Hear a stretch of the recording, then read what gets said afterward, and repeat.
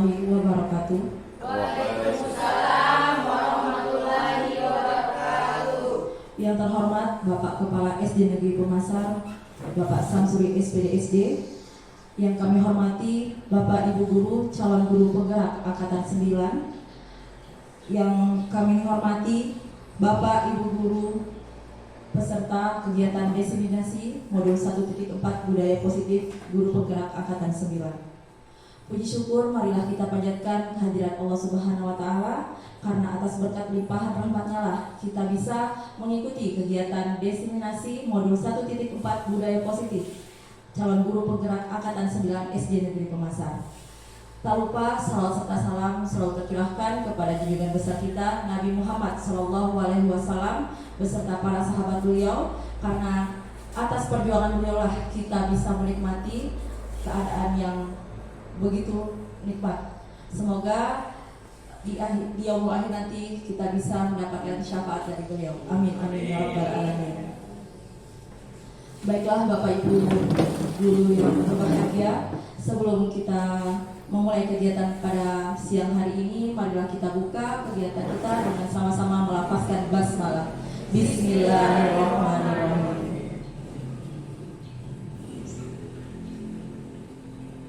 Baik, untuk selanjutnya kegiatan ini akan dibuka oleh Kepala SD Negeri Pemasar. Marilah kita dengarkan sesama pembukaan oleh beliau. Kepada Bapak Samsuri SPD SD dipersilahkan.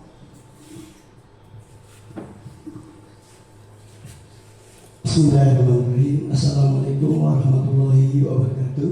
Waalaikumsalam. Serak.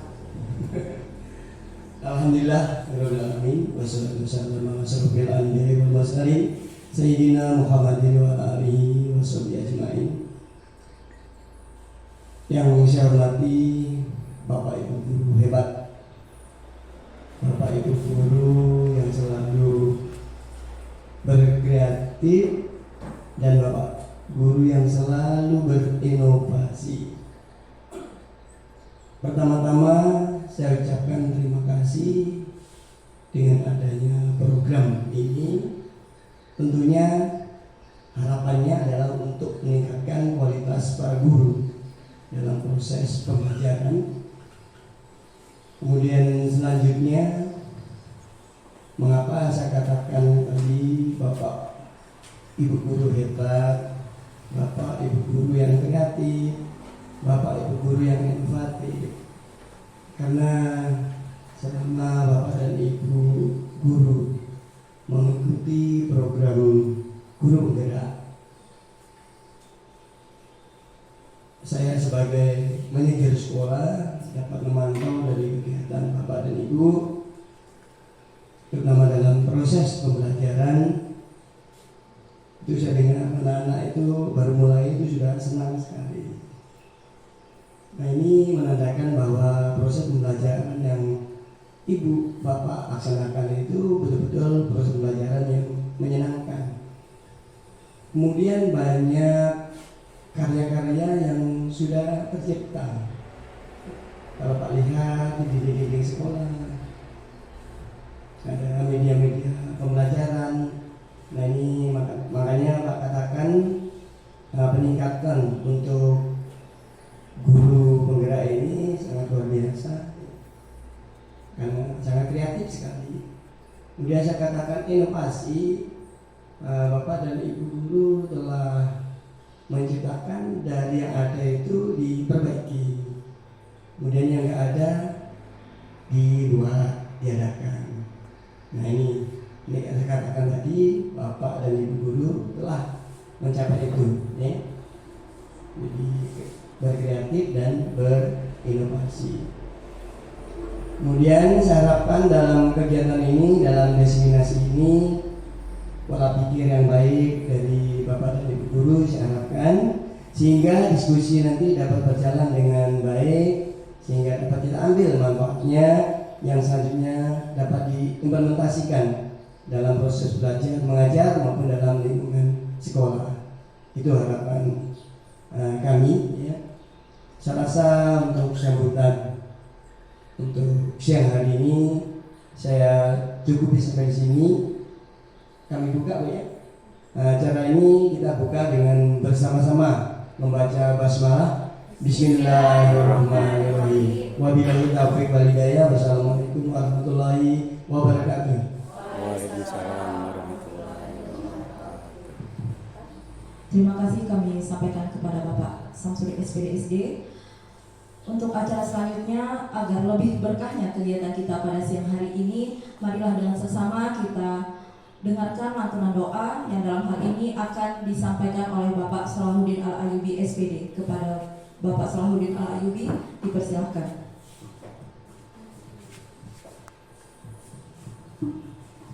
Bismillahirrahmanirrahim. Assalamualaikum warahmatullahi wabarakatuh. Waalaikumsalam warahmatullahi wabarakatuh. Ila Nabi Mustafa Muhammad sallallahu alaihi wasallam. Al-Fatihah.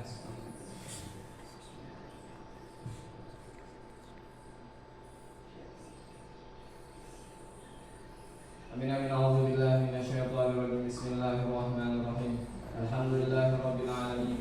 Allahumma shalli ala sayyidina Muhammad wa ala ali sayyidina Muhammad. Allahumma inna nas'aluka salamatan fid din wa afiyatan fil jasad wa ziyadatan fil 'ilm wa barakatan fil rizq wa taubatan qabla al-maut wa rahmatan 'inda al-maut wa maghfiratan ba'da al-maut. Allahumma hawwin 'alaina fi saqawatil maut wa an-najata minan nar wal 'afwa 'inda al-hisab. Allahumma ighfir lana dhunubana wa li walidayna warhamhuma kama rabbayana shaghira. Rabbana atina fid dunya hasanah wa fil akhirati hasanah wa qina 'adzabannar. Subhana rabbika rabbil izzati 'amma yasifun wa salamun 'alal mursalin walhamdulillahi rabbil alamin. Amin ya rabbal alamin. Assalamualaikum warahmatullahi wabarakatuh. Waalaikumsalam. Baik, terima kasih kami sampaikan kepada Bapak Salahuddin Al-Ayyubi SPD. Untuk acara selanjutnya, marilah kita langsung saja pada kegiatan inti kita, yaitu kegiatan diseminasi modul 1.4 budaya positif, yang dalam hal ini akan dipimpin langsung oleh calon guru penggerak angkatan 9 dari SDN Pemasar, Bapak Syaifuddin SPD dan Ibu Hermawati SPD. Kepadanya dipersilakan.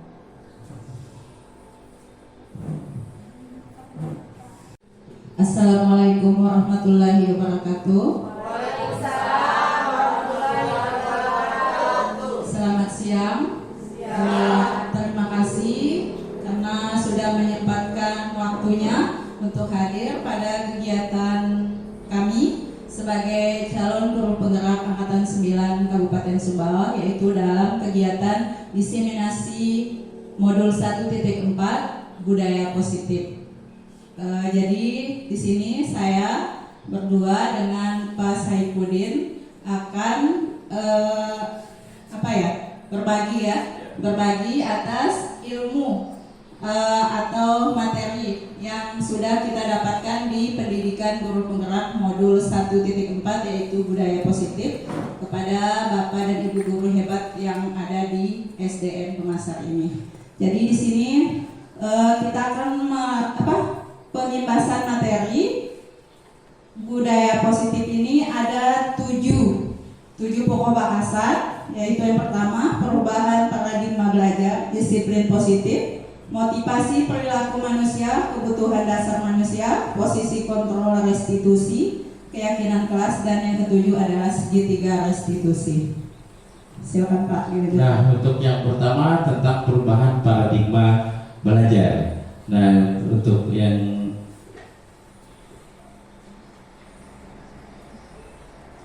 jadi perubahan paradigma kegiatan kepala tangan, ya. Jadi ada A dan B, Anda dan teman Anda.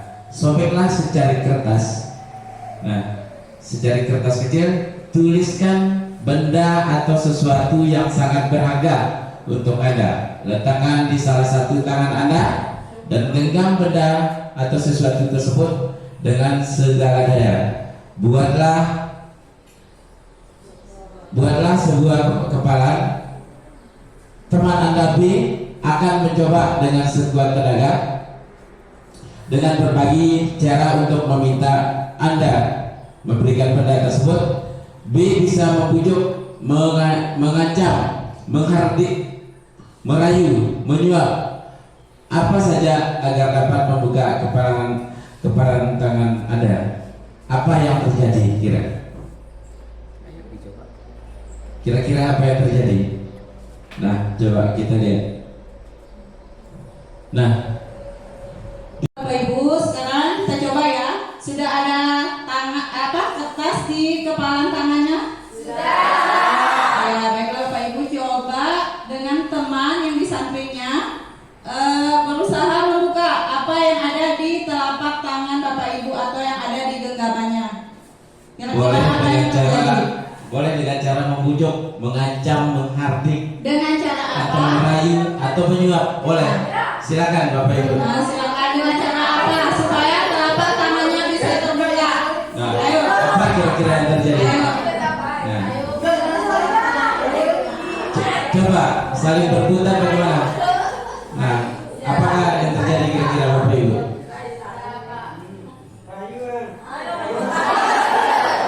Oh, ada rayuan, ada yang memakai menyuap tangan.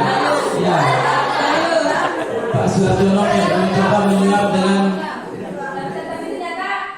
Oh, tapi ternyata tidak. Tapi ternyata Ibu Mifta tidak tergoda ya, meskipun dengan dirayu dengan uang. Ya. Ibu Helmi tadi sempat membuka Pak, setelah saya rayu Membuka. Dengan Ya. cara apa Ibu Dengan coba cara apa, tadi? Bu? saya rayu, ternyata Ibu Helmi mau berbagi dengan saya.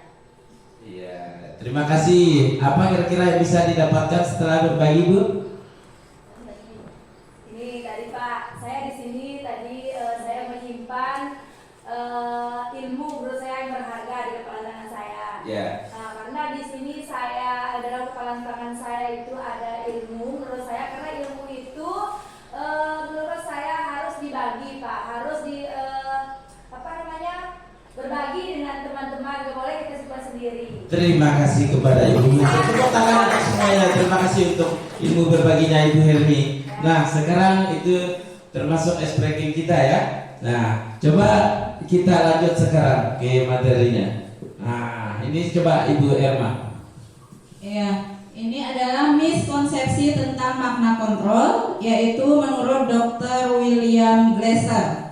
Jadi yang pertama ada ilusi guru mengontrol murid. Nah, pada dasarnya kita tidak dapat memaksa murid kita untuk berbuat sesuatu jikalau murid tersebut memilih untuk tidak melakukannya. Jadi kita tidak boleh memaksakan. Kemudian yang kedua, ada ilusi bahwa semua perbuatan positif, efektif, dan bermanfaat. Nah, dalam jangka waktu tertentu kemungkinan murid akan menyadarinya dan mencoba untuk menolak bujukan kita atau menjadi tergantung pada pendapat sang guru untuk berusaha. Nah, untuk yang ketiga, ilusi bahwa kritik dan membuat orang merasa bersalah. Nah, dapat menguatkan karakter. Nah, di sini menuju pada identitas gagal. Sulit mengidentifikasi sedang melakukan perilaku ini karena cukup menggunakan suara yang halus untuk menyampaikan pesan pengganti, ya, pesan negatif. Nah, yang keempat, ilusi bahwa orang dewasa memiliki hak untuk memaksa. Nah, bagaimana dengan orang dewasa? Perilaku memaksa dari orang dewasa itu tidak akan efektif dalam jangka waktu yang panjang. Nah, kira-kira untuk hari ini ada yang kurang jelas Bapak Ibu? Biar kita lanjut. Jelas ya Bu ya? Jelas. Ya, oke, kita lanjut Bu.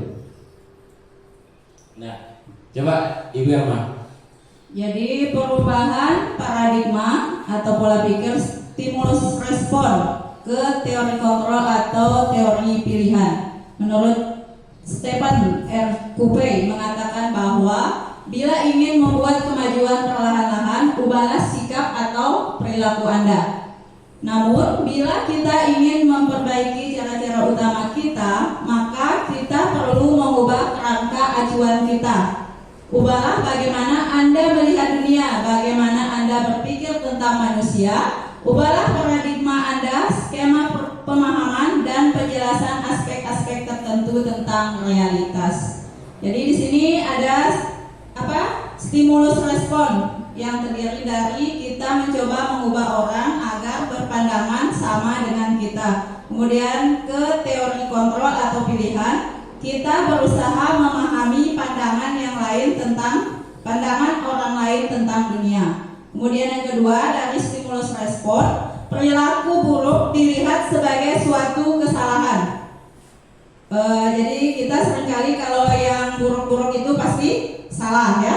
Kemudian ke teori kontrol atau teori pilihan, semua perilaku memiliki tujuan. Kemudian yang ketiga, orang lain, dari stimulus respon ini ya, orang lain bisa mengontrol saya. Kemudian ke teori kontrol atau pilihan, hanya Anda yang bisa mengontrol diri Anda. Lanjut Pak. Ya, saya bisa mengontrol orang lain katanya. Jadi stimulus responnya. Nah, untuk teori kontrolnya atau pilihan, Anda tidak bisa mengontrol orang lain. Nah, untuk yang kelima, pemaksaan ada pada saat bujukan gagal. Jadi ketika orang kita bujuk tidak ada yang mau, jadi di situ ada rasanya bujukan, termasuk bujukan gagal. Dan bagaimana teori kontrolnya? Yaitu kolaborasi dan konsensus menciptakan pilihan baru. Nah, untuk stimulus respon yang terakhir, model berpikir menang kalah.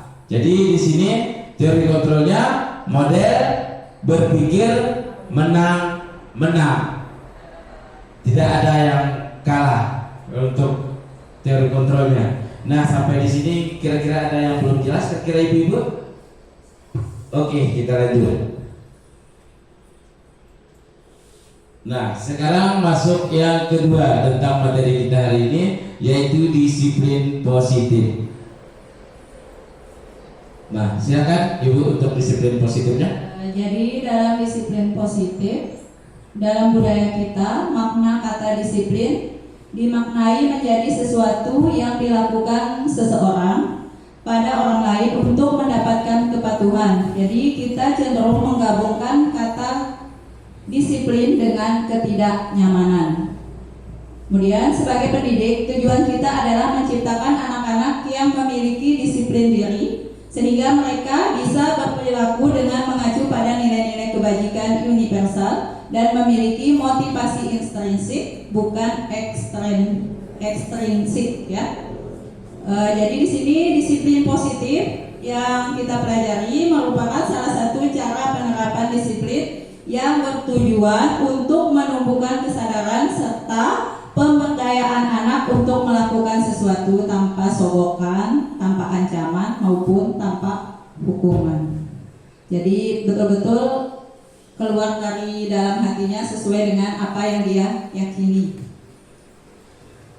Nah, untuk yang selanjutnya yaitu nilai-nilai kebajikan universal. Nah, nilai-nilai kebajikan adalah sifat-sifat positif manusia yang merupakan tujuan mulia yang ingin dicapai setiap individu. Nah, nilai-nilai tersebut bersifat universal dan lantas bahasa, suku bangsa, agama maupun latar belakangnya. Nah, yang pertama sekali yaitu setiap atau perilaku perbuatan memiliki suatu tujuan. Nah, di sini menurut pendapat Dr. William Gosen pada teori kontrol 1984. Nah, untuk yang kedua, dengan mengaitkan nilai-nilai kebajikan yang diyakini seseorang, maka motivasi intrinsiknya akan terbangun. Nah, untuk yang terbangun sehingga menggerakkan motivasi dari dalam untuk dapat mencapai tujuan mulia yang diinginkan. Ini dari juga pendapat dari Diane Gosen 1998. Nah, untuk yang ketiga, nilai-nilai kebajikan yang ingin kita capai oleh setiap anak di Indonesia. Nah, kita kenal dengan profil pelajar Pancasila yang sedang kita pelajari sekarang ini.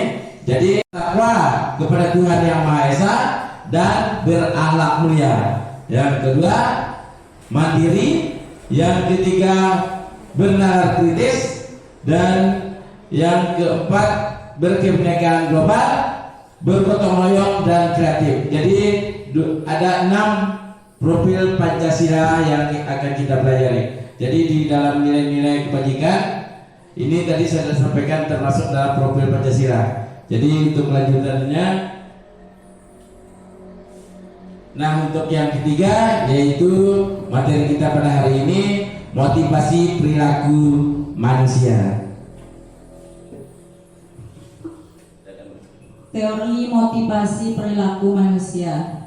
Jadi di sini motivasi ini ada 3, yaitu motivasi yang pertama motivasi eksternal, yaitu untuk menghindari ketidaknyamanan atau hukuman apa yang akan terjadi apabila saya tidak melakukannya. Kemudian yang kedua motivasi eksternal, untuk mendapatkan imbalan dari orang lain atau institusi apa yang akan saya dapatkan apabila saya melakukannya. Kemudian yang ketiga ada motivasi internal, yaitu tujuan disiplin positif, yaitu untuk menghargai diri sendiri. Saya akan menjadi orang seperti apa bila saya melakukannya. Artinya ini motivasi intrinsik, ya, motivasi yang berasal dari dalam diri sendiri. Jadi di sini teori motivasi perilaku manusia ada 3 ya. Jadi motivasi eksternal yang dari luar, yang eksternalnya. Jadi yang kedua motivasi eksternal juga ya. Yang ketiga motivasi internalnya yang berasal dari dalam atau dalam diri kita masing-masing ya. Nah untuk kelanjutannya bisa kita lihat di sini, coba disampaikan sedikit Ibu Hermawati. Di sini ada dihukum oleh penghargaan. Nah, bagaimana dihukum oleh penghargaan? Kenapa bisa dihukum oleh penghargaan? Jadi bahwa penghargaan berlaku sama dengan hukuman dalam arti meminta atau membujuk seseorang melakukan sesuatu untuk memenuhi suatu tujuan tertentu dari orang yang meminta atau membujuk. Dorongannya eksternal dan akan ada faktor ketergantungan. Beberapa dampak dari pemberian penghargaan. Ini disampaikan oleh Alfikon tahun 1993. Jadi pengaruhnya di sini ada pengaruh jangka pendek dan ada pengaruh jangka panjang. Kemudian penghargaan bisa menghukum, penghargaan mengurangi ketepatan, penghargaan tidak efektif, kemudian penghargaan juga dapat merusak hubungan. Nah jadi dari kelima contoh yang disampaikan oleh Ibu Herma tadi, jadi penghargaan itu tidak selalu keberuntungan untuk kita. Jadi di sini jadi dihukum juga, kita ini termasuk dihukum oleh penghargaan Bapak Ibu ya. Nah dihukum oleh penghargaan. Jadi penghargaan menurunkan kualitas, di mana kita penghargaan itu bisa menurunkan kualitas diri kita sendiri. Jadi kita di situ merasa tertekan misalnya dengan apa yang diberikan oleh teman kita sendiri atau dalam bentuk penghargaan. Yang kedua, penghargaan mematikan kreativitas. Ya, jadi dari penghargaan yang diberikan kepada seseorang bisa mematikan kreativitas bagi orang lain. Nah di situ kena melihat orangnya tidak mungkin ada yang iri, jadi bisa mematikan kreativitas teman kita sendiri dari penghargaan ini. Nah untuk yang ketiga, penghargaan ini mengurangi motivasi intrinsik. Jadi bisa karena itu merasa bangga ya. Jadi motivasi dari dalam dirinya sendiri itu bisa berkurang karena merasa sudah di atas angin. Ya Bapak Ibu. Nah untuk dihukum oleh penghargaan. Nah, untuk yang ini bentuk program kebajikan apresiasi, coba minta tolong Ibu Hermawati. Bentuk program kebajikan atau apresiasi. Apresiasi ini seringkali kita katakan sebagai pengakuan ya. Jadi perlu diingat beberapa hal apabila kita memberikan apresiasi. Yang pertama, beri pengakuan secara khusus, kemudian beri pengakuan secara pribadi, beri pengakuan kepada semua murid atau secara bergantian. Kemudian yang keempat, beri pengakuan secara konsisten, dan yang kelima adalah fokus pada proses. Jadi di sini kalau kita memberikan pengakuan kepada anak, jadi harus kita sampaikan secara pribadi, jadi tidak serta-merta di depan teman-temannya, mungkin seperti itu ya. Kemudian sama juga pengakuan secara pribadi. Kemudian kalau pengakuan kepada semua murid, artinya kita memberikan apresiasi secara bergantian. Misalnya misalnya muridnya PACEMATE, kita berikan tepuk tangan untuk PACEMATE. Atau untuk Ibu Sri kita gantian, kita berikan pujian atau apa. Oh bagus nah ini itu dan sebagainya ya. Kemudian beri pengakuan secara konsisten. Artinya tidak hanya dia ketika dia melakukan sesuatu hal yang sifatnya misalnya yang sifatnya apa namanya? Yang luar biasa. Iya, tetapi ke hal-hal yang kecil, misalnya seperti dia datang lebih pagi, kita berikan apresiasi, atau selalu kalau ketika dia melihat sampah, dia selalu memungut sampahnya. Jadi itu kita juga harus memberikan apresiasi. Ya, seperti itu. Lanjut Pak. Dan yang terakhir berfokus pada proses ya. Jadi kita lihat nanti prosesnya. Jadi dalam pemberian apresiasi ya, kita lihat dari prosesnya, baru kita menyampaikan apresiasi tersebut. Nah, untuk yang selanjutnya, tugas perbedaan hukuman dan konsekuensi. Jadi tindakan guru. Nah, di sini ada tugas perbedaan hukuman dan konsekuensi. Jadi Bapak Ibu bisa nanti tindakan guru ini bisa membedakan antara hukuman dan konsekuensi. Nanti di sana misalnya yang pertama, mencatat 100 kali di dalam buku kalimat saya tidak akan terlambat lagi. Nah, karena terlambat ke sekolah. Nah, di sini kira-kira ini termasuk hukuman atau konsekuensi bagi Bapak Ibu? Hukuman. Oke. Nah, lalu yang kedua, lari mengelilingi lapangan basket 2 kali karena terlambat hadir di sekolah. Apakah ini hukuman atau konsekuensi Bapak Ibu? Oh, termasuk hukuman ya. Lalu yang ketiga, murid meminta untuk push up. Murid diminta Pak. Murid diminta untuk push up 15 kali karena tidak menggunakan masker ke sekolah. Apakah ini konsekuensi atau hukuman? Menurut Bapak Ibu ini adalah hukuman ya. Lalu yang keempat, menggantikan kertas tugas teman yang telah dicoret-coret. Konsekuensi. Ya, konsekuensi. Untuk yang kelima, membersihkan tumpahan air di meja tulis karena tersenggol pada saat belajar.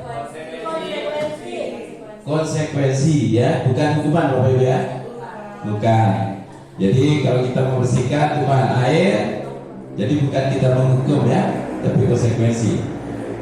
Nah, untuk yang keenam, murid disuruh untuk mengenakan sepatu seharian di sekolah karena tidak mengenakan sepatu hitam. Jadi murid disuruh untuk mengenakan sepatu seharian di sekolah karena tidak menggunakan sepatu hitam. Hukuman ya. Hukuman. Ingat jawaban dari Bapak Ibu ya. Lari mengelilingi lapangan basket 2 kali karena terlambat 10 menit untuk pelajaran PJOK. Ini lari loh Bu.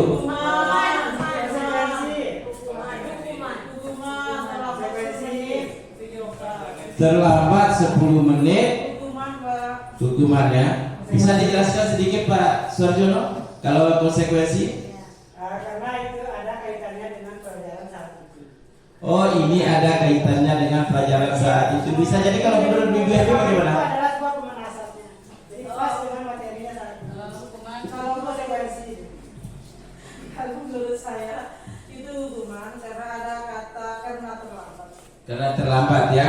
Tapi kalau kita lihat dari pelajaran PJOK, mungkin tadi yang dilewati selama 10 menit itu dia datang 10 menit, mungkin ada teman-temannya pemanasan, bagaimana Ibu kira-kira? Atau mungkin siapa tahu tidak ada larinya Pak. Oh, tidak ada larinya ya. Jadi nanti kita lihat dari jawabannya. Penasaran dengan jawabannya? Ya? Penasaran jawabannya? Penasaran dengan jawabannya? Mari kita lihat Bapak Ibu. Yang pertama tadi apa kira-kira? Hukuman. Yang kedua? Hukuman. Yang ketiga? Hukuman. Yang keempat? Konsekuensi. Yang kelima? Konsekuensi. Yang keenam? Hukuman. Yang ketujuh? Konsekuensi. Berarti 45 konsekuensi dan 7 konsekuensi ya. Mari kita lihat. Nah, ternyata benar semua. Yang pertama, saya tidak akan terlambat lagi. Itu hukuman. Yang kedua, lari mengelilingi lapangan basket 2 kali karena terlambat hadir di sekolah. Hukuman. Jadi ini salah beberapa contoh tindakan kita sebagai seorang guru. Nah, untuk kelanjutannya coba kita lihat. Nah, coba disampaikan sebentar Ibu Hermawati. Ya, ini adalah perbedaan antara hukuman dan konsekuensi. Kalau hukuman, sesuatu yang menyakitkan dan harus terjadi. Kalau konsekuensi, sesuatu harus terjadi. Kemudian yang kedua, hukuman membuat anak sakit fisik maupun hati untuk jangka waktu lama. Kalau konsekuensi membuat anak merasa tidak nyaman dalam jangka waktu pendek. Kalau hukuman, anak membenci kedisiplinan, sedangkan kalau konsekuensi, anak menghargai disiplin. Selanjutnya, hukuman, paksaan. Kalau konsekuensi, stimulus, tanggapan. Kemudian mendorong anak menyakiti diri sendiri. Kalau konsekuensi mendorong anak agar mudah menyesuaikan diri. Kemudian selanjutnya kalau hukuman konsep diri yang buruk, sedangkan kalau konsekuensi konsep diri yang baik. Kemudian selanjutnya kalau hukuman anak belajar untuk menyembunyikan kesalahan. Kalau konsekuensi anak belajar untuk mematuhi peraturan. Kemudian selanjutnya kalau hukuman anak marah, rasa bersalah, dipermalukan, merasa tak dihargai. Sedangkan kalau konsekuensi kehilangan hak, dibuat tidak nyaman, diasingkan untuk sementara atau time out. Nah, tadi sudah dijelaskan oleh Ibu Hermawati tentang perbedaan hukuman dan konsekuensi. Nah, sekarang kita masuk pada materi yang keempat, yaitu tentang kebutuhan dasar manusia. Nah, di sini ada 5 kebutuhan dasar manusia. Yang pertama sekali yaitu kebutuhan bertahan hidup. Nah, bersifat fisiologis, contohnya kesehatan rumah dan makanan termasuk kebutuhan biologis sebagai bagian dari reproduksi. Nah, yang kedua, kasih sayang dan rasa diterima, kebutuhan untuk diterima. Nah, meliputi kebutuhan akan hubungan dan koneksi sosial. Jadi kebutuhan untuk memberi dan menerima kasih sayang dan kebutuhan untuk merasa menjadi bagian dari suatu kelompok. Nah, untuk yang ketiga, penguasaan. Nah, berhubung dengan kekuatan yang mencapai sesuatu, menjadi kompeten, menjadi terampil, diakui atas prestasi dan keterampilan kita, didengarkan dan memiliki rasa harga diri. Nah, untuk yang keempat, jadi kebebasan atau kebutuhan akan pilihan, yaitu kebutuhan akan kemandirian otonomi, memiliki pilihan dan mampu mengendalikan arah hidup seseorang. Nah, untuk yang kelima, kesenangan atau kebutuhan untuk merasa senang, yaitu kebutuhan untuk mencari kesenangan, bermain dan tertawa. Dan kalau tidak salah tadi untuk kebutuhan dasar manusia ini Ada 5 ya. Jadi untuk yang kelima yaitu posisi kontrol. Jadi untuk dalam hal ini disampaikan nanti oleh Ibu Hermawati tentang posisi kontrol ya. Ya, silakan Ibu Hermawati. Jadi di sini 5 posisi kontrol kita sebagai seorang pendidik atau seorang guru ya. Di sini motivasinya yang posisi kontrolnya yang pertama itu ada sebagai penghukum, kemudian pembuat orang merasa bersalah, kemudian sebagai teman, yang keempat sebagai pemantau, dan yang kelima sebagai manajer. Jadi di sini motivasinya yang pertama adalah guru berbuat.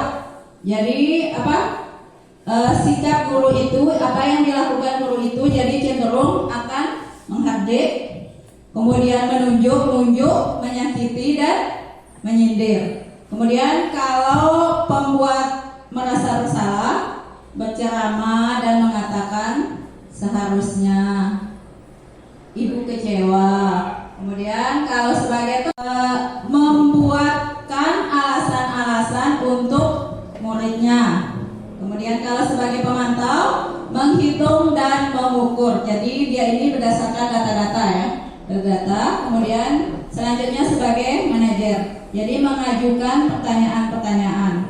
Nah, motivasi yang kedua yaitu guru berkata, kalau menghukum maka seorang guru itu akan berkata, kalau kamu tidak melakukannya, awas ya, atau rasakan.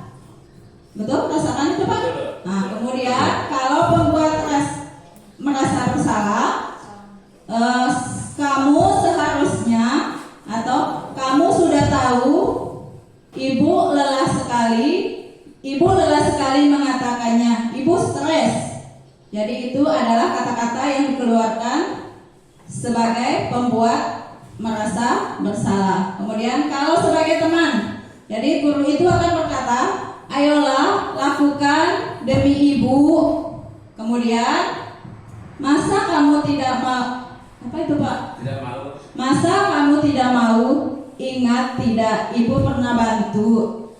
Kemudian kalau sebagai pemantau, apa peraturannya? Jadi di sini pemantau ini pasti akan berdasarkan kepada data-data ya, data-data yang ada di sekolah.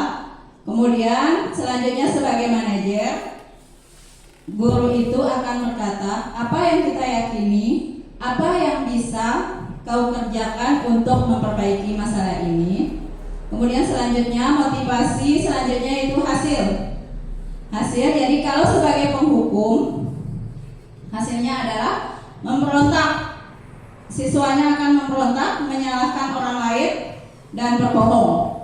Kemudian kalau sebagai pembuat merasa bersalah, hasilnya adalah menyembunyikan, menyangkal dan berbohong. Kemudian kalau sebagai teman, hasilnya ketergantungan. Kalau sebagai pemantau, menyesuaikan diri bila diawasi. Kemudian kalau sebagai manajer, menguatkan pribadi. Selanjutnya motivasi yang keempat, kaitan dengan dunia berkualitas. Jadi kalau sebagai penghukum, murid melakukannya, apa itu Pak? Murid melakukan guru di luar dunia berkualitas. Nah, kalau sebagai pembuat orang merasa bersalah, yaitu murid melakukan guru di dalam dunia berkualitas. Nah, untuk kalau sebagai teman, murid melakukannya guru sebagai orang yang sangat penting dunia berkualitas. Nah, untuk kalau sebagai seorang guru itu sebagai pemantau, dia itu akan murid meletakkan guru peraturan dan hukum di dunia berkualitas. Dan kalau guru sebagai seorang manajer, dia itu murid meletakkan dirinya sebagai individu yang positif dalam dunia berkualitas. Nah, untuk yang motivasi selanjutnya yaitu murid berkata. Jadi kalau guru sebagai hukum, dia itu pasti akan murid berkata, biarkan saja, nanti juga akan marah-marah lagi. Itu katanya murid kalau kita mengukur. Nah lalu yang kedua, kalau pembuat merasa bersalah, maafkan, hanya berkata dengan maafkan saya. Nah kalau sebagai teman, saya pikir Bapak Ibu teman saya, ternyata begitu.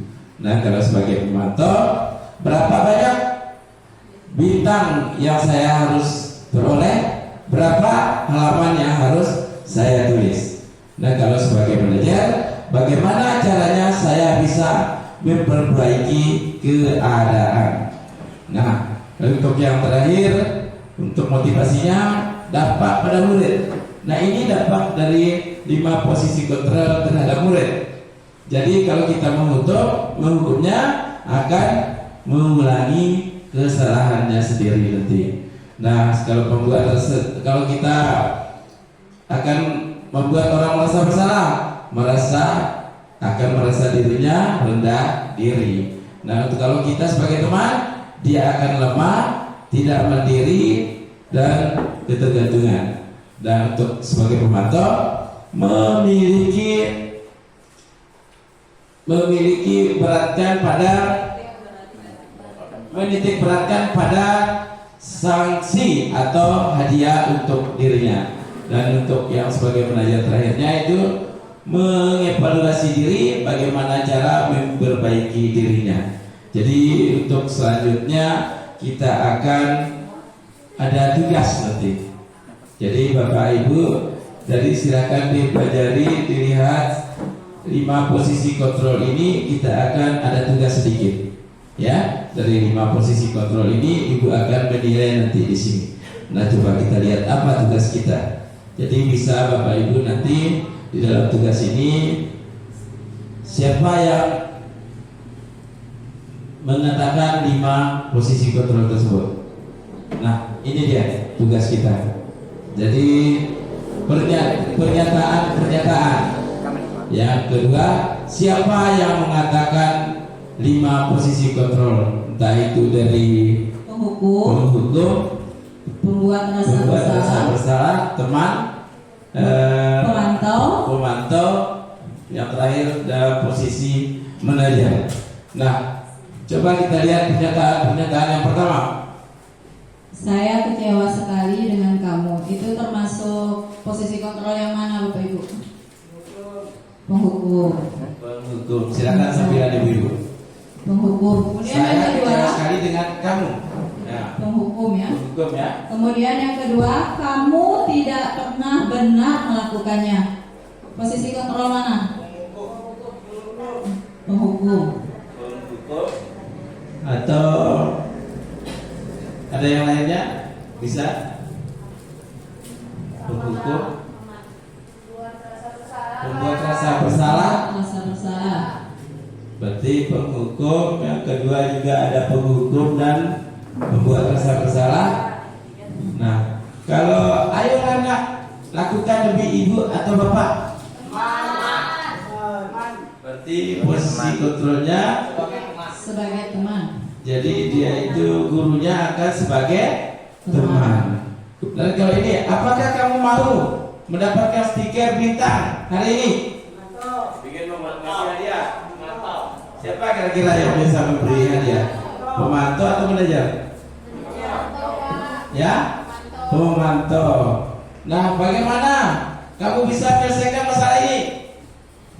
Ini kata-kata yang dikeluarkan oleh sebagai manajer atau teman?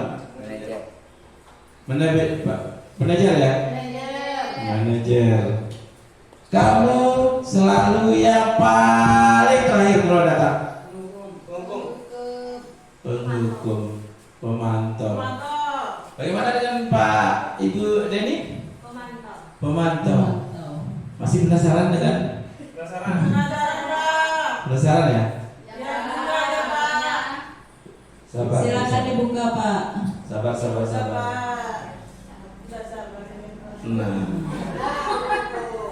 saya kecewa sekali dengan kamu. Ternyata Membuat orang merasa bersalah. Kamu tidak benar-benar melakukannya. Yaitu kata-kata yang dikeluarkan oleh penghukum. Lalu ayolah lakukan demi Bapak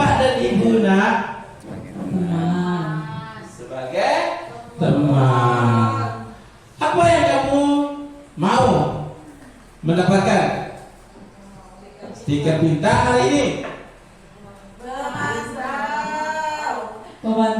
Pemantau ya, Bu Em? Iya, Pak. Nah, bagaimana kamu bisa menyelesaikan masalah oleh seorang manajer? Nah, kamu selalu yang paling terakhir. Jadi kata-kata itu tidak boleh kita keluarkan dari seorang guru ya, karena itu termasuk kata-kata yang menghukum anak didik kita nantinya. Yang tentu yang diharapkan nanti dalam 5 posisi kontrol itu kita diharapkan sebagai setidaknya itu paling rendah itu sebagai teman atau manajer, biar anak tidak dendam kepada kita. Untuk itu Bapak Ibu. Nah, mari kita lihat video salah satu contoh ya yang dilakukan dalam 5 posisi kontrol ini. Pak, sebelum lanjut, boleh tanya Pak? Boleh Bu. Boleh Bu. Tadi dijelaskan kan tentang posisi kontrol. Ya. Nah, tadi kan sudah Bapak jelaskan kalau yang paling baik dilakukan di sekolah oleh seorang guru kan Ya. manajer. Manajer. Nah, kalau di lingkungan rumah kira-kira yang mana posisi itu Pak jika diterapkan di lingkungan luar sekolah? Jadi ketika diterapkan di luar sekolah ya, sama hanya di sekolah. Kita tentunya nanti orang tua kita itu tentunya seperti seorang manajer. Jadi kita tidak boleh menekan anak kita. Jadi di situ kita sebagai seorang manajer, di samping itu juga kita sebagai teman buat anak kita. Bagaimana dengan Ibu Helmi? Oh, siapa? Oh iya, terima kasih. Boleh kita lanjut, kita tonton videonya sebentar. Salah satu sebagai contoh ya Ibu ya. Tolong disimak.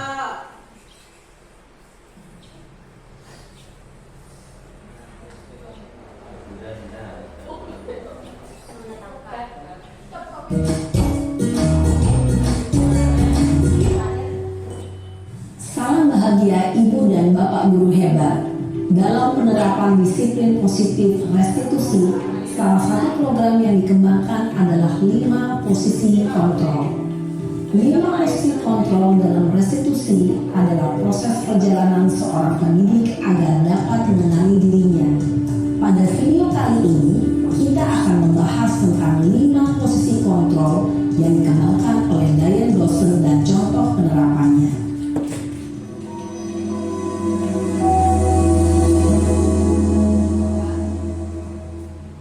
5 posisi kontrol itu adalah 1. Posisi penghukum, 2. Posisi pembuat merasa bersalah, 3. Posisi teman, 4. Posisi pemantau atau monitor, dan 5. Posisi manajer.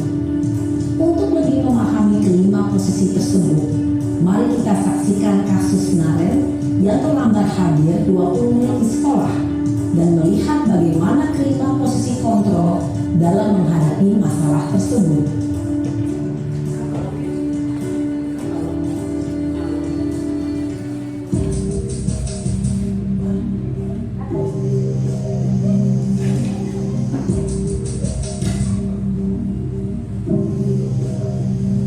Naren! Sini kamu! Selamat pagi Bu. Selalu terlambat. Kamu deh, pasti terlambat. Maaf Bu, saya Apa? Apa coba? Alasan kamu apa lagi? Kapan sih kamu tidak terlambat? Malas sekali ya kamu jadi anak. saya Dasar pemalas. Gak kapok-kapok sih kamu. Sudah berapa kali terlambat? Sana, kamu keliling lapangan basket 2 kali. kenapa saya harus ke lapangan basket Bu? Kenapa? Kamu melawan ibu. Berani-beraninya jawab. Sudah terlambat, masih berani jawab pula. Sekarang, keliling lapangan basket 5 kali sekalian. Biar kapok. Cepat. Pergi sekarang ke lapangan basket. Posisi penghukum biasanya berbicara dengan nada tinggi, menghardik, menunjuk-nunjuk, menyakiti, dan menyindir. Hukuman bisa berupa fisik maupun psikis. Ibu dan Bapak guru hebat, dampak yang terjadi pada murid ketika guru berada pada posisi penghukum adalah murid cenderung akan memberontak, bahkan menyimpan dendam.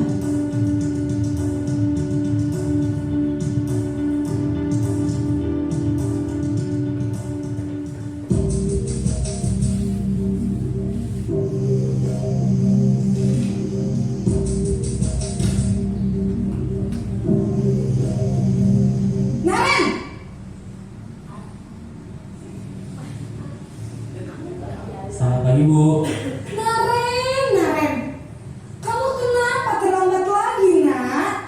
Ya Tuhan, Naren, kamu senang ya bikin ibu susah ya? Kalau kamu terlambat lagi, nanti ibu yang ditegur bapak kepala sekolah, nak. Disangka ibu tidak bisa membina kamu. Duh, gimana ini?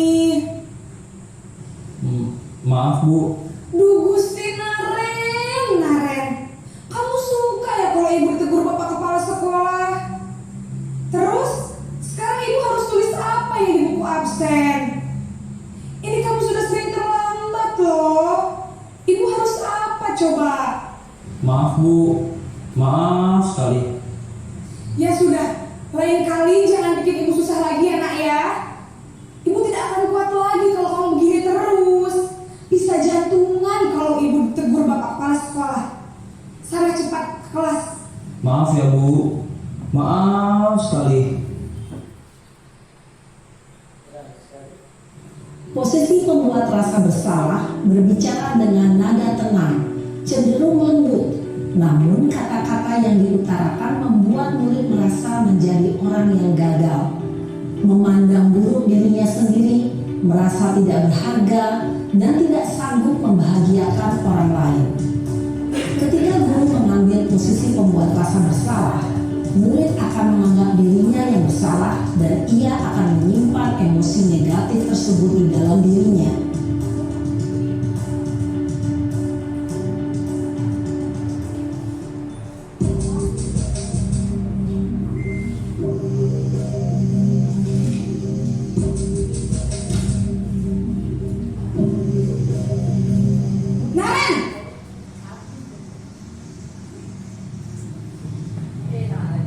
Selamat pagi Bu.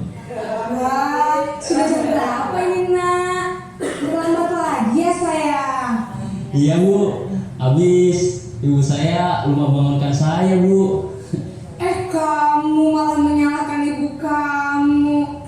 Kamu bukannya anak yang larinya paling kencang. Kok terlambat sih?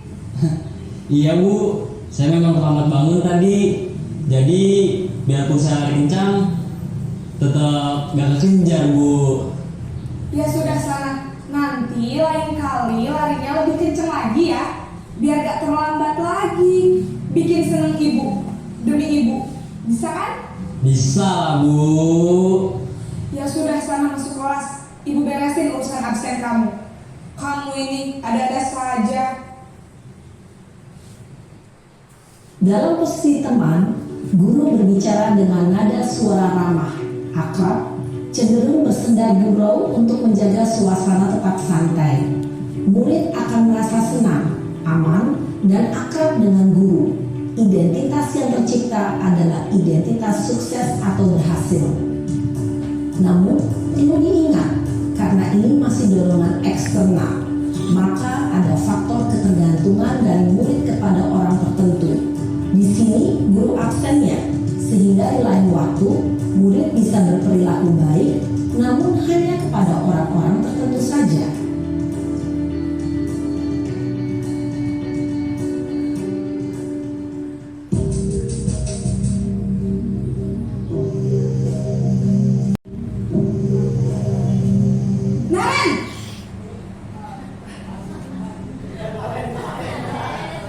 Selamat pagi Bu. Naren, apa peraturan sekolah kita tentang jam berapa kita harus masuk sekolah, nak? Kita harus di sekolah jam 7 Bu. Iya betul, sekarang sudah jam 7.20. Naren sudah tahu konsekuensinya jika terlambat hadir. Paham Bu. Saya harus tinggal kelas pas jam istirahat selama 20 menit. Iya benar, konsekuensinya demikian. Jadi nanti jam 9.30 pas istirahat, kamu harus tinggal di kelas, kerjakan tugas tambahan untuk ketertinggalan kamu, ya? Baik, Bu. Posisi pemantau mengandalkan penghitungan atau data untuk mengontrol murid. Guru mengarahkan murid berdasarkan peraturan dan konsekuensi. Seorang pemantau menunjukkan bahasa tubuh dan ekspresi wajah yang datar dan cenderung formal.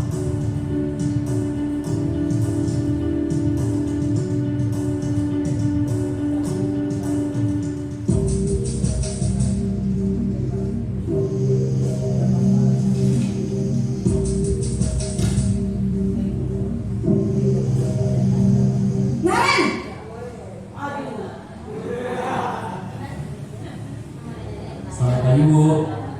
Selamat pagi, Naren. Maaf, Bu. Saya terlambat. Iya, sekolah masuknya jam 7, sekarang sudah jam 7.20.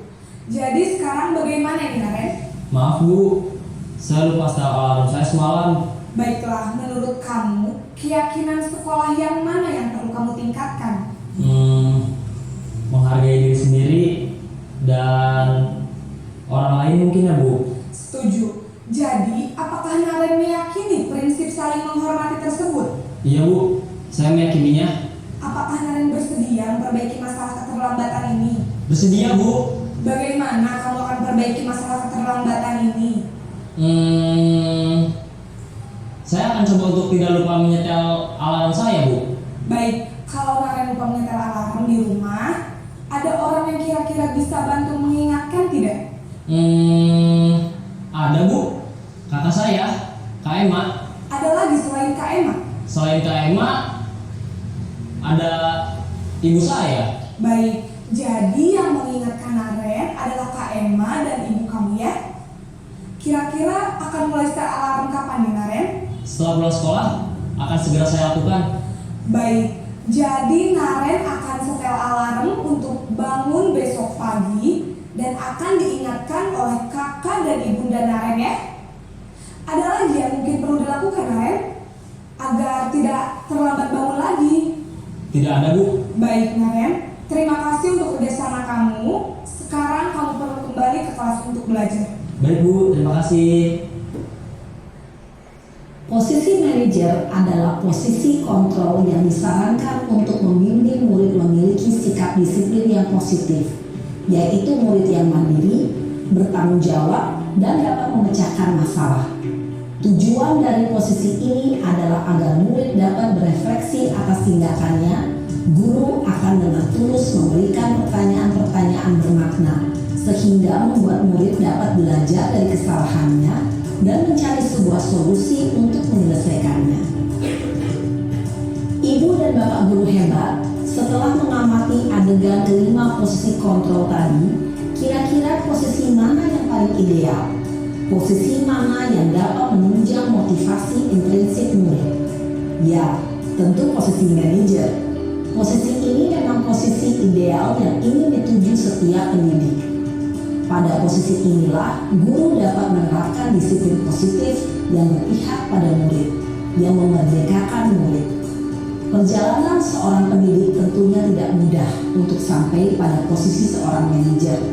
Namun, tujuan kita pasti, yaitu menciptakan murid-murid yang mandiri, merdeka, dan bertanggung jawab.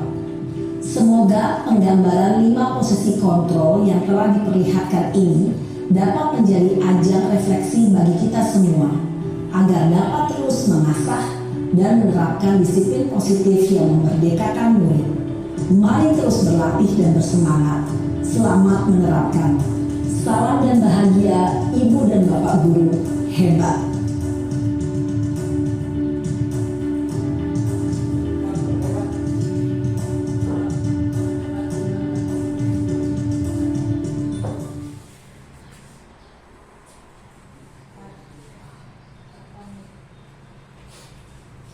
Baik, Bapak Ibu,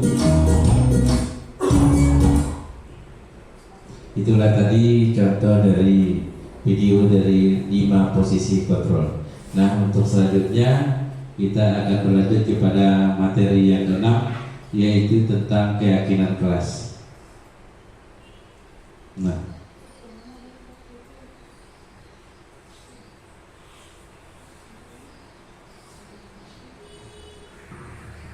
Nah, kenapa ini yang kita susun tentang keyakinan kelas? Mengapa tidak peraturan saja? Mengapa harus keyakinan kelas? Nah, di sini dapat saya jelaskan sedikit mengapa kita tidak memiliki peraturan harus menggunakan helm bila mengendarai kendaraan roda 2. Kira-kira bagaimana itu? Mengapa kita memiliki peraturan harus menggunakan helm bila mengendarai kendaraan roda 2? Kenapa? Biar aman, biar selamat di dalam perjalanan, biar ada keselamatan ya. Jadi helm itu digunakan untuk keselamatan selama di perjalanan. Nah, untuk yang kedua, mengapa kita memiliki peraturan 3M? Menggunakan masker, mencuci tangan, dan menjaga jarak 1,5 ini pada musim COVID-19 kemarin ya. Jadi 3M, menggunakan masker, mencuci tangan, dan menjaga jarak 1,5 meter. Mengapa kira-kira? Untuk menjaga kesehatan. Ayo Budeng, semangat sedikit. Jadi yang ketiga, mengapa kita memiliki peraturan harus datang tepat waktu pada saat mengikuti pelatihan? Kenapa? Untuk kedisiplinan.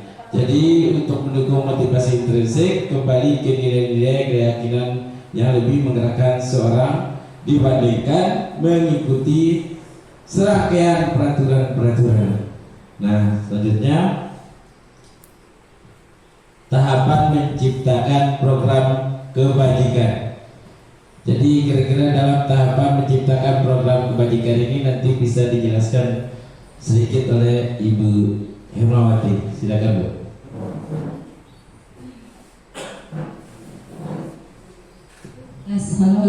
Perlu es briefing Bu. Ayo es briefing dulu. Biar semangat kita. Biar semangat. Ayo boleh kita berdiri sebentar Bu. Tadi sudah es krimnya. Es briefing. Ya, tadi sudah es krimnya, sekarang es briefingnya ya Bu ya. Ya, baik. Ini es briefing yang sering saya lakukan bersama anak-anak. Ini perhatikan, ini ayam, ini bebek, Bebek. ini entok ya, jadi Ayam, bebek, entok. Ayam, bebek, entok, bebek, entok, ayam, bebek, entok. Sekali lagi ya. Ayam, bebek, Entok. Bebek entok ayam entok bebek, bebek entok ayam, entok-entokan. Waduh, sudah siap. Terima kasih Bapak Ibu. Silakan Terima dilanjut. kasih Bapak Ibu. Ya, selanjutnya program kebajikan. Jadi yang pertama sekali kita lakukan adalah melihat daftar kebajikan yang telah disusun bersama. Kemudian yang kedua adalah tentukan nilai-nilai kebajikan yang ingin dijadikan perhatian utama di sekolah Anda. Kemudian curah pendapat dalam kelompok. Yang ketiga adalah sempurnakan beberapa daftar nilai-nilai kebajikan yang utama, bahas kembali dalam kelompok utama. Kemudian yang keempat adalah buatlah poster atau muat di sosial media keyakinan sekolah atau kelas Anda. Ya, pembentukan keyakinan sekolah atau keyakinan kelas. Di sini keyakinan kelas bersifat lebih abstrak daripada peraturan yang lebih rinci dan konkret. Kemudian keyakinan kelas berupa pernyataan-pernyataan universal. Pernyataan keyakinan kelas senantiasa dibuat dalam bentuk positif. Kemudian keyakinan kelas hendaknya tidak terlalu banyak sehingga mudah diingat kelas. Kemudian, keyakinan kelas sebaiknya sesuatu yang dapat diterapkan di lingkungan tersebut. Semua warga kelas hendaknya ikut berkontribusi dalam pembuatan keyakinan kelas lewat kegiatan curah pendapat. Kemudian yang terakhir adalah bersedia meninjau kembali keyakinan kelas dari waktu ke waktu. Jadi di sini, jadi ini keyakinan kelas sudah pernah saya buatkan. Ini hasilnya kemarin ya. Jadi keyakinan kelas ini kita buat berdasarkan ide-ide atau gagasan dari anak itu sendiri ya. Jadi saya menggunakan ini kertas ini untuk mereka menuliskan pendapatnya sendiri, kemudian menempelkannya di papan. Nah, kemudian dari gagasan-gagasan mereka yang sama, kemudian kita satukan, kita ambil satu aja yang sama, kemudian kita tempelkan anggap aja ini posternya keyakinan kelas. Jadi keyakinan kelas itu kalimatnya berupa kalimat ini ya, positif ya. Misalnya kan biasanya kalau peraturan itu ada dilarang, tidak boleh ya. Tapi keyakinan kelas itu kita usahakan kalimatnya itu misalnya saling menghargai, saling menghormati. Kemudian membawa buku pelajaran sesuai dengan jadwal, misalnya seperti itu ya keyakinan kelas. Jadi kalimat-kalimat yang sekiranya bisa diterapkan di lingkungan atau di kelas atau kegiatan sehari-hari yang biasa mereka lakukan. Jadi keyakinan kelas ini diharapkan bisa menertibkan kelas ya, bisa menertibkan kelas dari yang semula misalnya anak-anak sering keluar masuk kelas tanpa izin dari guru. Jadi bisa dibuatkan suatu keyakinan kelasnya. Atau anak-anak itu misalnya sering masuk tidak tepat waktu. Misalnya mereka kalau sudah istirahat kan biasanya kalau jam masuknya itu pasti molor ya. Nah, jadi keyakinan kelasnya itu kira-kira kita buatkan kalimatnya seperti apa, Bapak Ibu? Nah, masuk kelas tepat waktu. Jadi ya mungkin seperti itu ya Bapak Ibu ya. Jadi di sini meninjau kembali keyakinan kelas. Jadi keyakinan kelas itu tidak hanya kita lihat atau kita lakukan pada saat kita membuat keyakinan kelasnya, tapi setiap hari, setiap waktu kita tinjau, kita refleksikan sejauh mana keefektifan keyakinan kelas kita terhadap ketertiban dari kelas kita sendiri. Mungkin seperti itu. Baik, terima kasih kepada Ibu Irmawati. Jadi tadi sudah dijelaskan tentang keyakinan kelas dan peraturannya. Kenapa tidak peraturan tapi harus keyakinan kelas? Nah, coba kita lihat, Bapak Ibu.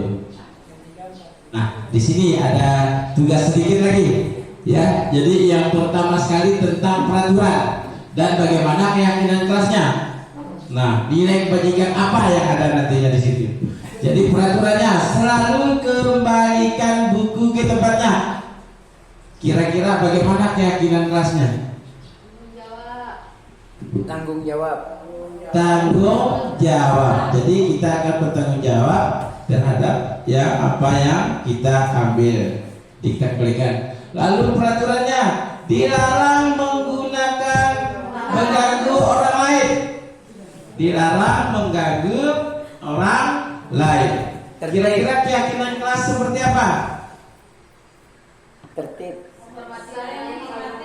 Menghormati atau saling menghormati. Hadir di sekolah 15 menit sebelum pembelajaran dimulai seperti yang disampaikan oleh Ibu Herma tadi. Kira-kira disiplin atau tepat waktu. Ya, nanti kita lihat. Yang keempat, dilarang melakukan kekerasan, peraturannya. Lalu keyakinannya? Saling menghargai. Saling menghargai. Lalu dilarang menggunakan narkoba. Jaga kesehatan. Kita dilarang menggunakan narkoba untuk menjaga kesehatan. Supaya sehat ya. Lalu bergantian atau menunggu giliran. Disiplin, toleransi. Disiplin bisa, toleransi atau saling menghargai. Disiplin atau saling Menghormati. ya, kita menghargai yang sudah lebih dahulu berada di depan misalnya, atau disiplin bisa. Jadi gunakan masker, Kesehatan. menjaga kesehatan. Jangan berlari di kelas atau di koridor. Itu peraturannya. Kira-kira keyakinan kelasnya seperti apa? Keselamatan. Keselamatan keamanan. kalau jatuh bagaimana maksudnya. Jadi dua keyakinannya kelasnya yaitu keselamatan. Jadi coba kita lihat bagaimana hasilnya apa yang kita sepakati tadi. Iya. Jadi kalau selalu kembalikan buku kepada tempatnya, itu merupakan keyakinan kelasnya, merupakan tanggung jawab seluruh murid terhadap pekerjaannya. Yang kedua, dilarang mengganggu orang lain. Itu kita sama dengan kita menghargai orang lain.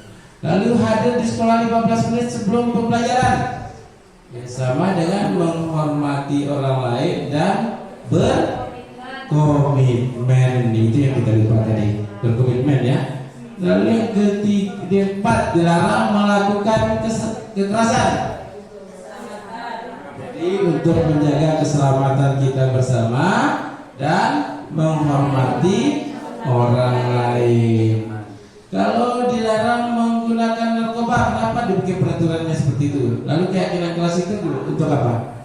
Kira-kira?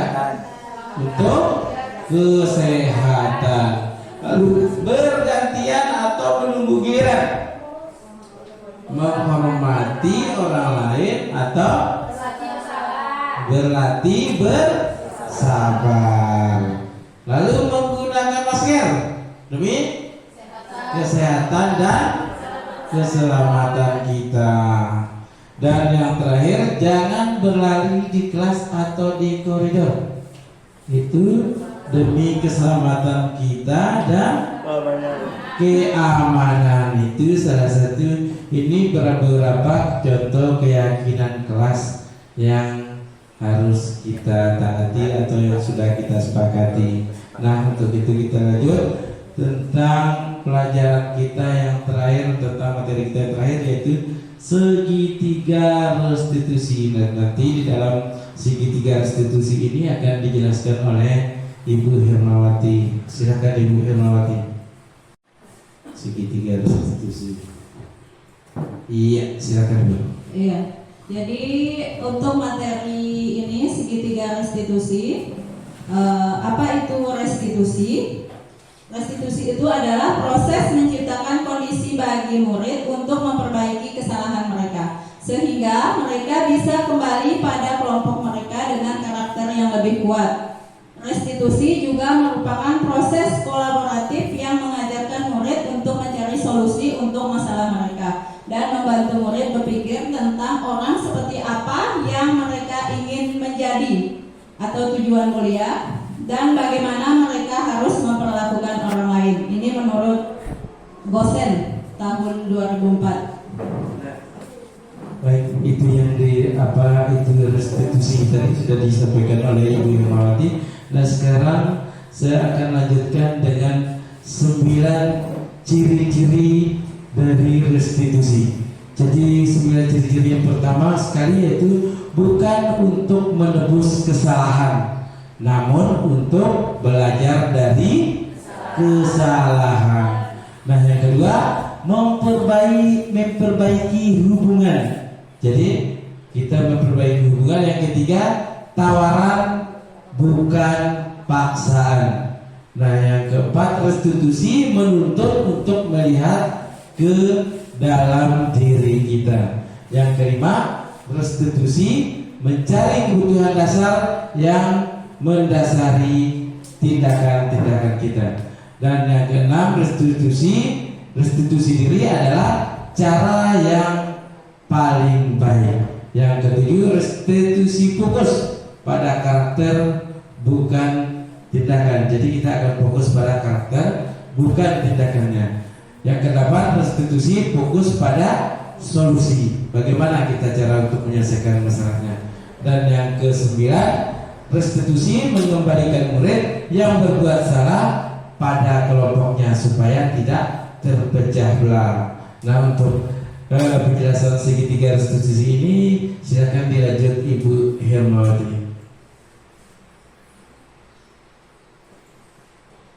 Ya, jadi segitiga restitusi sebagaimana dikatakan segitiga, jadi ada 3 tahapan ya. Segitiga restitusi ada 3 tahapan. Yang pertama adalah menstabilkan identitas. Kemudian yang kedua, validasi tindakan yang salah. Apa itu ya? Validasi kebutuhan. Kemudian yang ketiga adalah menanyakan keyakinan. Nah, kalau menstabilkan identitas, kata yang sering diucapkan yaitu setiap orang pasti pernah melakukan kesalahan. Kemudian yang kedua, kamu bukan satu-satunya yang pernah melakukan ini. Nah, kalau di validasi kebutuhan, jadi kita bisa bertanya kepada siswa, kamu tentu punya alasan mengapa melakukan itu. Kemudian, adakah cara yang lebih efektif untuk mendapatkan apa yang kamu butuhkan? Kemudian yang ketiga adalah tahapan yang ketiga, menanyakan keyakinan. Jadi kita bisa menanyakan nilai-nilai apa yang telah kita sepakati, atau kamu ingin menjadi orang yang seperti apa.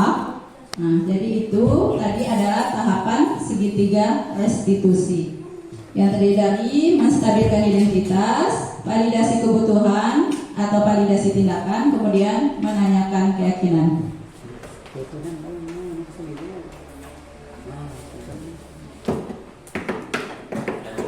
Ini menstabilkan identitas untuk membuat anak yang merasa gagal karena berbuat salah menjadi positif terhadap dirinya. Jadi di sini kita bisa berkata, berbuat salah itu hal yang manusiawi. Tidak ada manusia yang sempurna, Bapak Ibu ya. Juga buat salah. Jadi apa? Jadi Bapak atau Ibu juga buat salah. Jadi kita pasti bisa menyelesaikan masalah ini.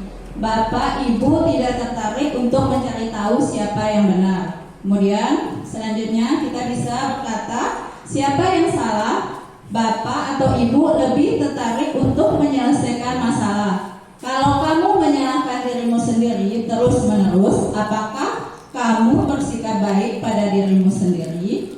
Jadi itu adalah kata-kata atau kalimat yang bisa kita ucapkan ketika kita melakukan tahapan restitusi yang pertama, yaitu menstabilkan identitas. Lanjut yang kedua. Jadi untuk yang kedua, menstabilkan identitas tidak ya? Yang kedua sekarang. Oh, yang kedua ya. Nah, validasi kebutuhan. Jadi di dalam memvalidasi kebutuhan ini, pada dasarnya setiap tindakan manusia tujuannya adalah memenuhi basic need atau apakah itu power, freedom, love and belonging, fun atau survival. Jadi guru di situ akan berkata ya. Jadi kamu bisa saja kan melakukan hal yang baik, lebih buruk, tetapi kamu tidak melakukannya kan? Nah, seperti itu. Yang kedua, kamu pasti punya alasan mengapa kamu melakukannya. Seperti yang dijelaskan di dalam video yang disampaikan oleh antara ibu guru dengan Naren tadi ya. Nah, jadi yang ketiga, apa yang penting bagi kamu? Yang keempat, kamu boleh tetap berusaha menjaga sikap itu, tetapi tambahkan sikap yang lain, atau yang baru.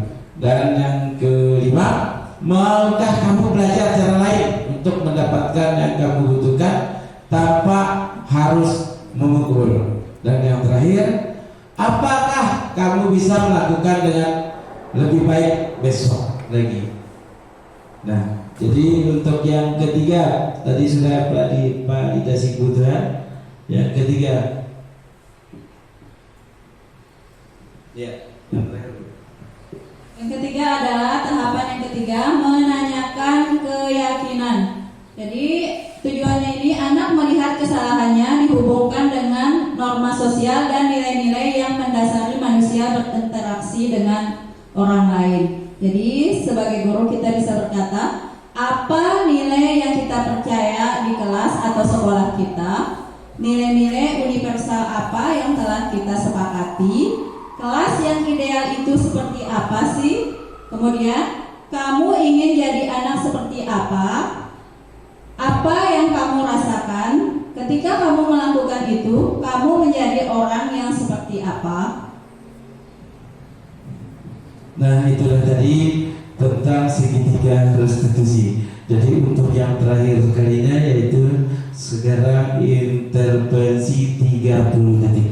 Jadi di dalam intervensi ini bisa membantu murid kembalikan tujuan semula dengan cukup singkat, dengan cara-cara non konfrontatif. Pertanyaan-pertanyaan yang diajukan biasanya dikemukakan oleh seorang pemantau atau manajer. Nah, jadi contohnya, apakah kamu ingin berbuat lebih baik? Yang kedua, apakah saat ini kamu sedang menjadi orang yang sedang kamu inginkan? Yang ketiga, apakah kamu bisa mengubah kegiatan atau perilaku kamu saat ini menjadi sikap yang lebih membantu? Jadi, apakah wajar membuat kesalahan? Bisakah kita memperbaikinya? Nah, selanjutnya, apakah yang kamu lakukan saat ini sesuai? Oke? Nah, kapan kamu siap untuk mulai? Peraturan apa? Sepertinya kamu punya masalah. Saya bisa bantu apa? Saat ini kamu seharusnya berbuat apa? Apa yang bisa saya bantu agar kamu bisa melakukannya? Apa saya bisa bantu kamu agar dapat segera memulai? Apakah tugas kamu saat ini? Bagaimana kamu ingin melakukan pada kegiatan ini? Bisakah kamu melakukannya? Apa yang kamu inginkan? Atau peraturan apa?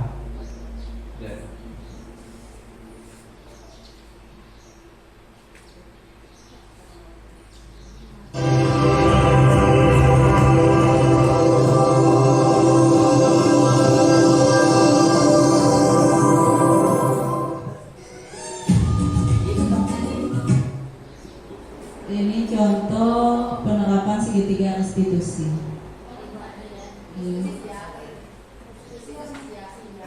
Contoh restitusi.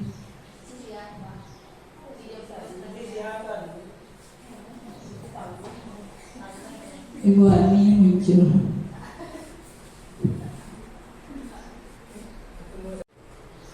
Kegiatan selanjutnya kayaknya kegiatan kita pada siang hari ini kita cukupkan sampai sekian. Terima kasih kepada Bapak Ibu guru yang telah mendukung kegiatan ini. Ibu Helmi dari SDN Simu, Ibu Yusi, Pak Suardono dari SDN 1 Marunge yang mau berbagi menerima apa yang kami sampaikan pada hari ini. Jadi untuk itu kami akhiri pertemuan kita pada hari ini.